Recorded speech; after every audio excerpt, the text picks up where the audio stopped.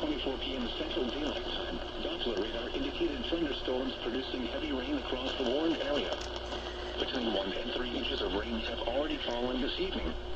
Additional rainfall amounts of 1 to 2 inches are possible in the warned area. Flash flooding is ongoing or expected to begin shortly. Hazard: flash flooding caused by thunderstorms. Source: radar. Impact: flash flooding of small creeks and streams, urban areas, highways, streets and underpasses, as well as other poor drainage and low-lying areas. Some locations that will experience flash flooding include Franklin, Ashland City, Nashville, Brentwood, La Vergne, Nolensville, Forest Hills, Oak Hill, Belmead, Kingston Springs, Pea Green, Bellevue, Antioch, Berry Hill, Bells Bend, and Percy Priest Lake. Turn around. Don't drown when encountering flooded roads. Most flood deaths occur in vehicles.